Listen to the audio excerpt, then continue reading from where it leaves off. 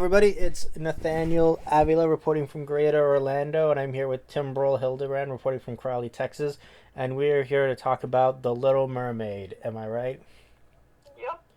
All right, so this one film is actually one I'm really excited to talk about because Ariel is definitely, I would say, is kind of like one of the more controversial princesses that has come out, uh, based on the whole feminist thing that's going around it.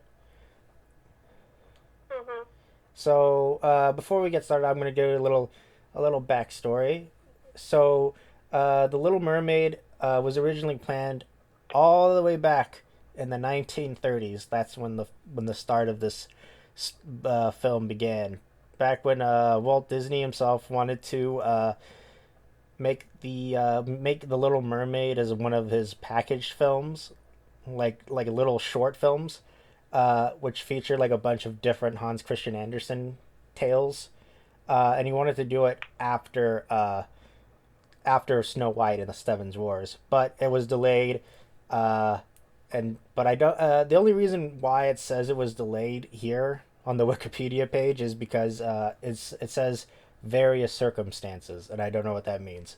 But fast forward to 1985, Ron Clements, who will eventually become the director of the film, or one of the directors, became really interested in this film adaptation of The Little Mermaid that Disney was making. And he got really interested when he was making The Great Mouse Detective, with his buddy John Musker, who was the other director of this film. Clemens discovered that the Hans Christian Andersen fairy tale while he was going through a bookstore, believing that the story is like has a good ideal basis for an animated feature film, and he was really like he really wanted to make a film that took place underwater. So that's what really drew him into it. So he wrote like a two-page treatment of Little Mermaid, and he gave it to Jeffrey Katzenberg, who was the chief of Disney Animation, at what is known as a gong show that Disney has, which is like a idea suggestion meeting that they would hold. And Katzenberg was like, nah, pass. So he passed on the project. Uh, because at the time, the film was making a sequel to their live action mermaid comedy Splash, and he thought the Little Mermaid would be too similar to that. So the next day, Katzenberg approved the idea for maybe doing it. So he was convinced to do it uh, at the same time as another film called Oliver and Company, while in production in the 1980s. So the staff found by chance the original story uh, of the visual development work, who was done by a guy named K. Nielsen, that Disney was making in the 1930s, completely independent of each other. And they were kind of like surprised that a lot of the changes that they made in the 1930s were the same changes that they made, like the liberties they took in the 1980s one. So that's kind of fun. Uh, Mhm.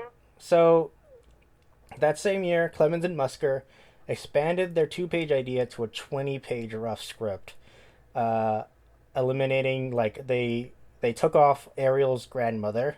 She's not going to be there anymore, and expanding the roles of the Merman King, which is going to be like Triton, and the Sea Witch, which is Ursula.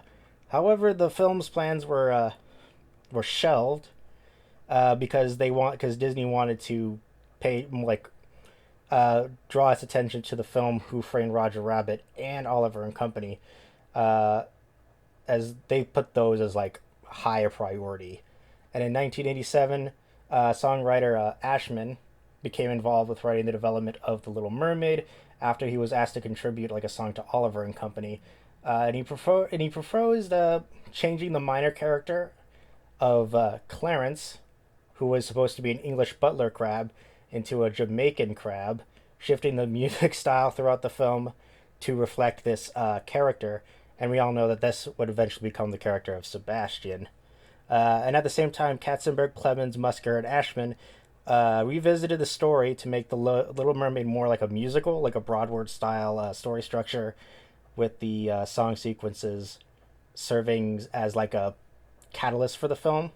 And then they got Alan Menken came on board, and they both noted their work. They just came off their work as from the Little Shop of Horrors, and they teamed up. I think this was the first time they teamed up to compose the entire song score. And after Oliver and Company was released in 1988, The Little Mermaid was finally scheduled to be released the following year in 1989, and then the Disney Renaissance started, and that's the entire story of The Little Wow. Mermaid. Yeah, it was a lot this time. So, Yeah. isn't it kind of strange? Like The Little Mermaid was not supposed to be released because Katzenberg really didn't want it to be made. I'm sorry, what was that? Isn't it kind of funny how like Katzenberg, the head of Disney Animation, did not want to make The Little Mermaid, and he only did it reluctantly? I think once the box office money came in, that probably changed his mind. Oh yeah, that's because the money talks in Hollywood.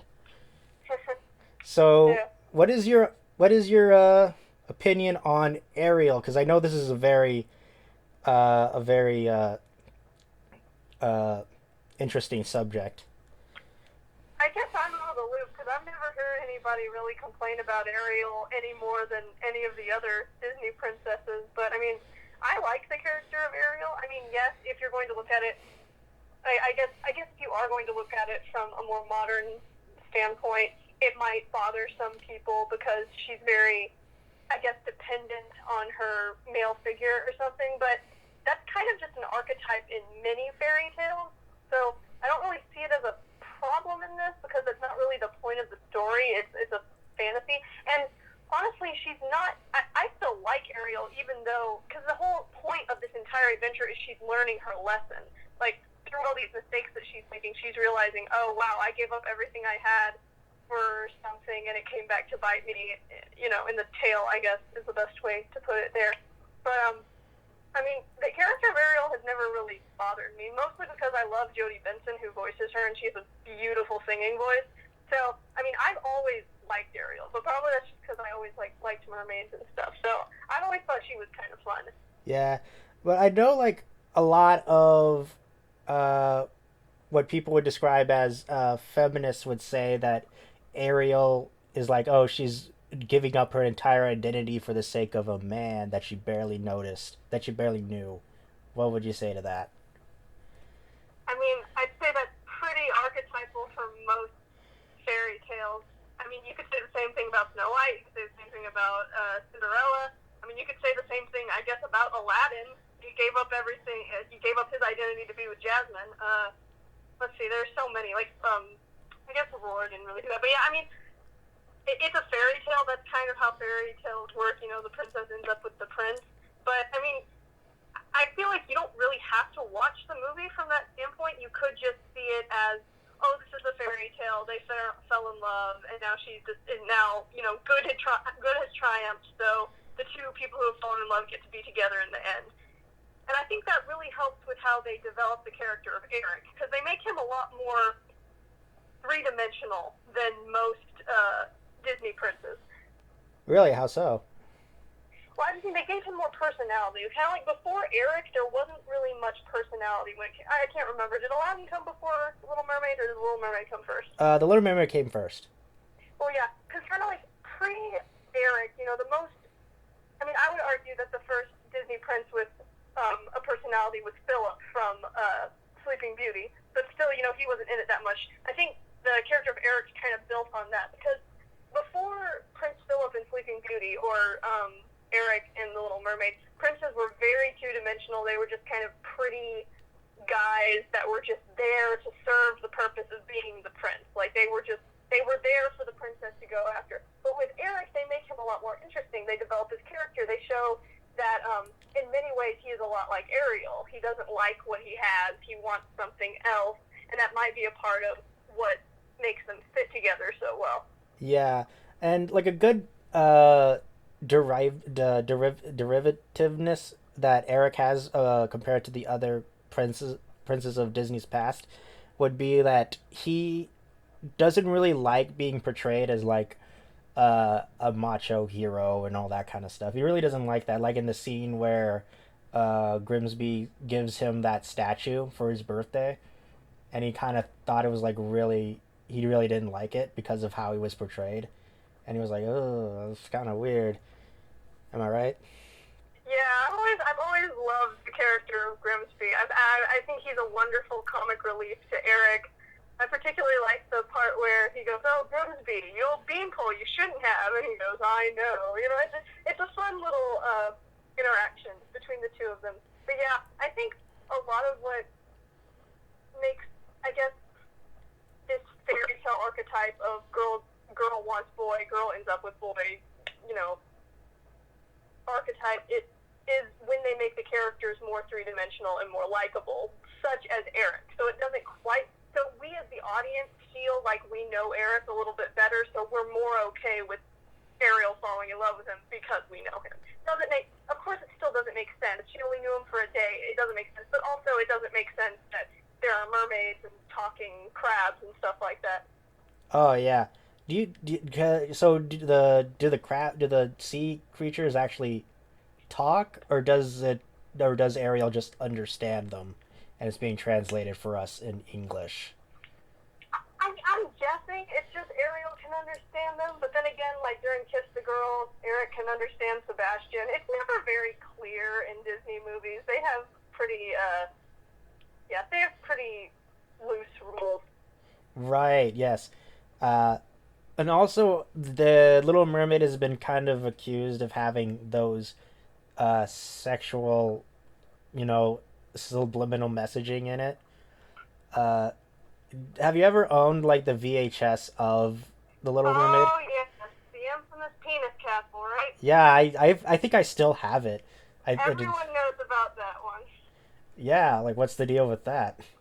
I believe I heard that some person working at Disney got ticked off, and so he hid it in all of the promotional stuff. But that might just be a rumor. But I feel like that's what happened. Somebody working there got mad at the execs or something, and decided, I guess I'm just gonna hide a penis in all of this stuff. So that's what I've heard. That's the story I've heard. I think that's the only thing that makes sense that I can think of. Even though it's kind of unlikely that a bunch of like the other promotional people did not catch it. But Yeah, I mean, I don't know. It was a bunch of similar looking golden things, so when you're that busy, I can understand why it would go unnoticed. I can also understand why people would just say, probably people won't notice, let's just send it out instead of redesigning it. yeah, uh, and also there was also a scene where the marriage scene where the priest has a boner. Did you see that? Oh, yes, everyone likes to talk about that one too. Yeah, it was edited out in the Disney Plus thing and all the re-releases. Uh, but I know that John Musker and Clements, the directors, they came on record and they said that that was supposed to be his knees. It was supposed to be knobby knees. Yeah, who knows? I mean, if you weren't there, who knows what was actually intended? Oh, if those walls can talk. Yeah, Uh, I'd like to think that's not what they were going for, but I also wouldn't put it past a naughty animator to want to throw that in there. yeah, I definitely agree. And I know that also when I worked for Disney, uh, out of all the characters that I worked with, Ariel was always the sassiest. You worked at Disney World or something? Yeah, Ah, yeah, and then like she was always the sassiest. She would always be like, she would always, you know, clap back. You know what I mean? well, maybe that was just a particular person rather than just an aerial thing. Yeah. Um. So moving on, like I know that Ariel is definitely very active in her story. She's never very submissive, especially when her father's like, "No, you can't go out and do stuff. You can't go to the surface." And she would be like, "Shut up, I'm gonna do it anyway." And she could be considered like independent in that way. Like she is capable of making her own decisions and Yeah, executing them, and not having to listen to the whims of a male figure. I guess it could be seen seen that way. But a lot of the stuff, I mean, I guess it could seem that she's being independent, but it could also be seen as she's growing up in a way. You know, like when you're young, you think you know everything, and then sometimes when you try to do things your own way, you realize, oh, snap, maybe my parents were right about that. Because in the end, she ends up getting, you know, almost turned into one of those weird little squid thingies. But, Yeah. yeah, so I think it could be seen as one of those, yes, she's independent, but her independence is also somewhat of a, it's somewhat of a weakness to her also, because her independence sometimes makes her blind to listening to other people because she thinks she knows what's best. Yeah, it can definitely be, it can be like a double-edged sword as well. Yeah. Yeah, Uh, that's a good way to describe it. Like, independence can be a double-edged sword. yeah. And also, I think this is the first film, Disney film, where the princess saves the prince. Uh, Yeah, I've always liked that part. That's pretty cool. yeah, because I think Eric was drowning or something, and then Ariel saves him. Oh, yeah, that's always been the story. The prince almost drowns, and then the mermaid saves him. And the day is saved. Hooray! Yeah. And then, and then, when she loses her voice, and then she becomes a mute. Eric finds her, and then I like how when he finds her and finds out that she's actually a mute, he doesn't really judge her that much for it, and he kind of like brings her in, You know, what I and think is hilarious is how, like, the dog knows exactly what's going on the entire time. And he's like, dude, it's the girl who rescued you the other day. And Eric's so sick, and he's like, oh, you can't talk. You can't be the girl that saved me, even though you look exactly like her. yeah, So I just think that's hilarious how the dog literally knows everything that's going on. And he's just like, stupid human. Literally, it's the girl from the other day. yeah. I mean, when Vanessa comes in, I'm like she's brunette. She doesn't have red hair. How does Yeah. that make any sense? But then Yeah, I again, don't know.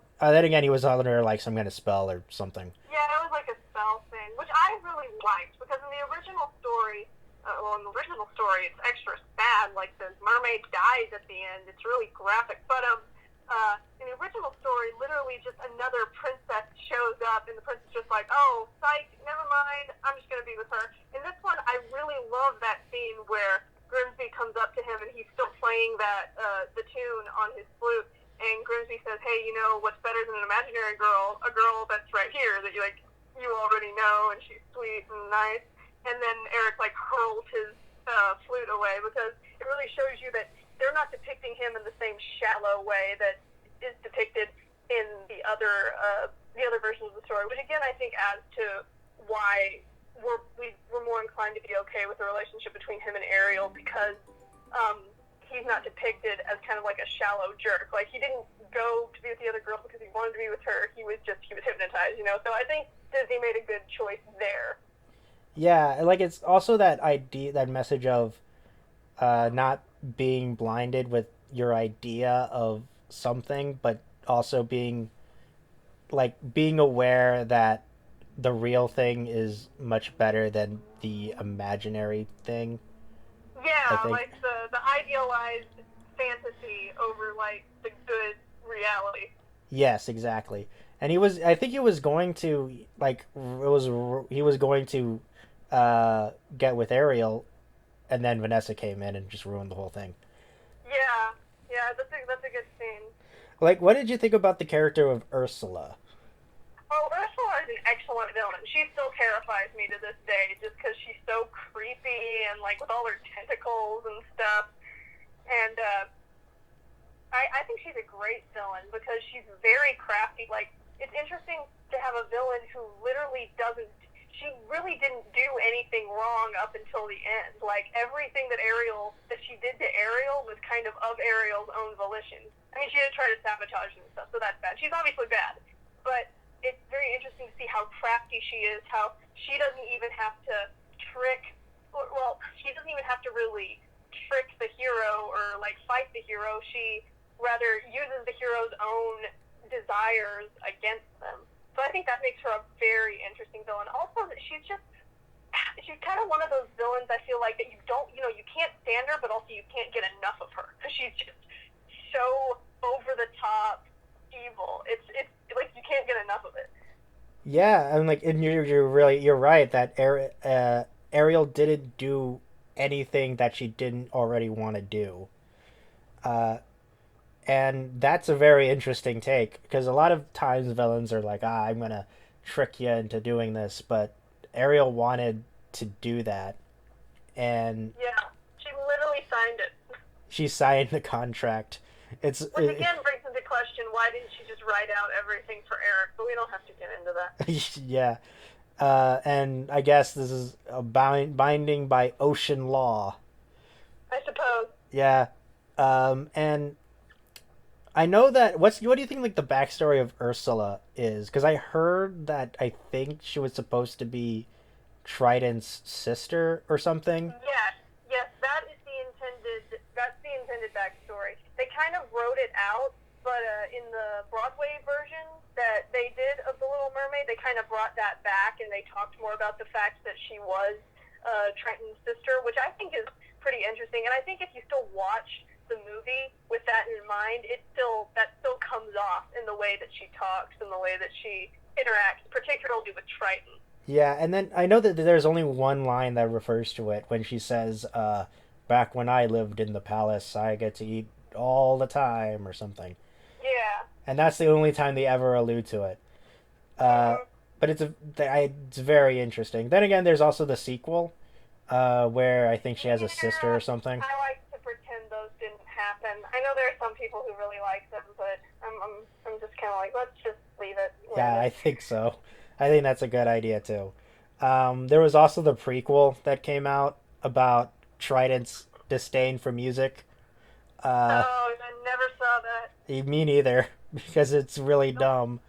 Yeah, I don't really have any desire to see that. Me, yeah, because and then she was like, and then Ariel was like, ah, we need music or something, and then I'm like, what? You don't care because you missed your rehearsals and you skipped on the concert, so you don't really care. Why are you fighting for it? Oh my goodness. I absolutely love Sebastian. His character is great. I love all of the side characters. Him, Flounder, Scuttle. I love Scuttle. The bird is hilarious. Oh I yeah, particularly like the part because they always kind of throw in like some adult jokes, I guess. But I've always liked the part where they're uh, they're following uh, they're following Eric and Ariel around, and Scuttle comes by and he goes, "So, have you kissed her yet?" And Flounder goes, "Not yet." And Scuttle goes, "Oh, well, they better get cracking," or something like that. I always thought that was hilarious. lol, yeah. You know that Aquafina is gonna be playing Scuttle in the new one. Is that so? Yeah, Interesting. Yeah, I'm so not crazy about the remakes, but oh, I don't know. Maybe one will hit eventually. As long as they get that money, they ain't gonna be stopping. yeah, that's for sure. Yeah, and then okay, so at the end, Trident realizes that humans are not that bad and all that kind. What do you think about that? About Trident's disdain for humanity? I mean, I think it makes sense. I mean, he was right about what he was saying. People do eat fish, and I guess if fish are his subjects, he's not crazy about them getting eaten. Yeah, that's true. So, but he realizes that oh, humans are not that bad. Um, and then both of the worlds are united.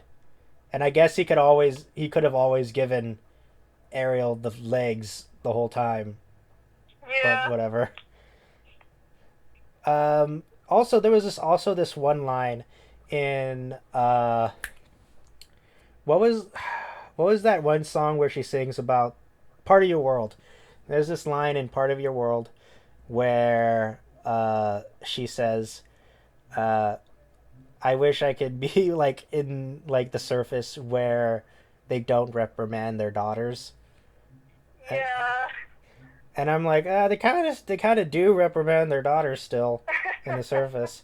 So Yeah, for sure. so I I can thought, testify to that. yeah, I thought that because of that line, she was gonna go up to the surface and realize that the surface world is not that different than the underwater world, than the Yeah. than Atlantica, because Atlantis is copyrighted. We can't use it. Uh, Uh, which is funny because Disney ended up making another film about Atlantis. But yeah, they did. yeah, so and also she would realize that the two worlds are not that different, and realizes that maybe it's trying to leave uh, the my home isn't like the source of all my happiness or something like that. But they kind of don't. They kind of don't do that. Yeah. So she ends up just they take a tour around the town very briefly, and then they go into the lake and then they sing "Kiss the Girl" and whatever. Yeah. Um, so what do you think about like the romance between Ariel and Eric? Again, I think a lot of it, like again, these Disney movies, you only have an hour and a half to make you fall in love with these two people who ordinarily only meet like right at the beginning of the movie. So it is an undertaking. Undertaking. I mean, that happens in all movies. You know, you have to make the audience believe that these people get really in love in only like an hour and a half. And regardless of whether you use, montages of long periods of time or just the hour and a half that you have, I think it really relies on how much you like both of the characters and how well both of the characters fit together. And I think in this case with Ariel and Eric, you spend kind of the first half of the movie getting to know both of them pretty well, and they're fairly likable characters. Ariel is sweet, even if she's a little bit bratty towards her dad, because everyone can kind of relate with her, feeling like your parents don't understand what you want and that sort of thing.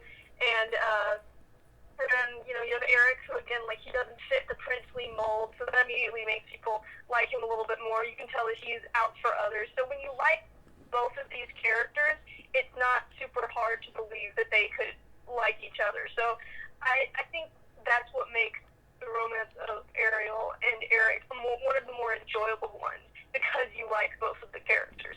I definitely agree. I like how it kind of derives from the traditional Disney formula Mm-hmm. that the characters have.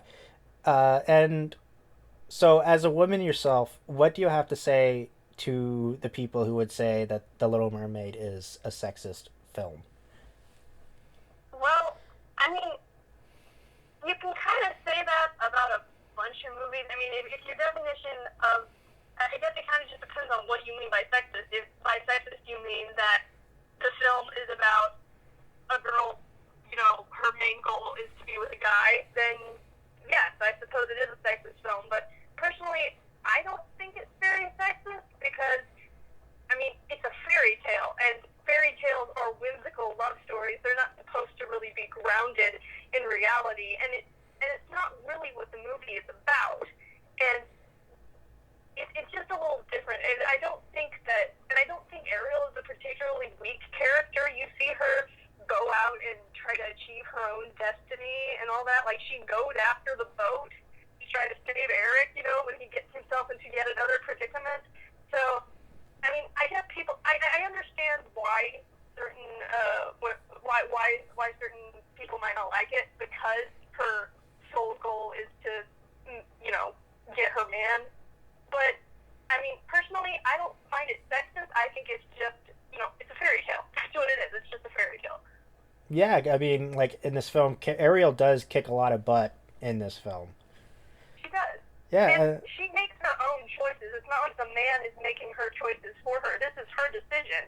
And I think there are many women out there who would support that, like, women should be able to choose whether they, want to, I don't think many women would look at someone who wants to, get married and have a family as failing as a woman or something like that. So, I mean, it was Ariel's choice. She wants, to get married and fall in love and all that. And again, at the end of the day, it's a fairy tale.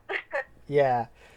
Speaking of which, I think this film is a lot better than the fairy tale because the fairy tale ends very sad. Oh yeah, the fairy tale is super sad. I remember when I was a kid and I found out how the real Little Mermaid ended. Like, I cried. I was super upset. She was supposed to. She turned into sea foam because she failed. Yeah, Like I she was know. supposed to kill the prince and stuff. Yeah, It was really messed up. yeah. And then like instead of her losing like her voice, her essence, Ursula just chops off her tongue. Yeah, Ugh. yeah. Old fairy tales were gruesome. Oh yeah. That's why they call them the Grimm fairy tales. Well, this was Hans Christian Andersen, but I get your point. Yeah, and plus the Grimm was their name, the brothers' names. Uh, and so that's the Little Mermaid for you. So what is your final thoughts on it? Oh, I think it's a great movie. I think you should definitely check it out. I'd probably give it 9 out of 10 stars. Okay, I give it 9 out of 10 as well. So go check it out. It's a great film. It's pretty awesome. It launched the Disney Renaissance and pretty much saved Mm-hmm. Disney animation. Yeah, And pretty much. yeah, and that'll be it. All right, I've been Nathaniel Avila, and this has been Timbrel Hildebrand with me, and we'll be signing out. Bye. Bye.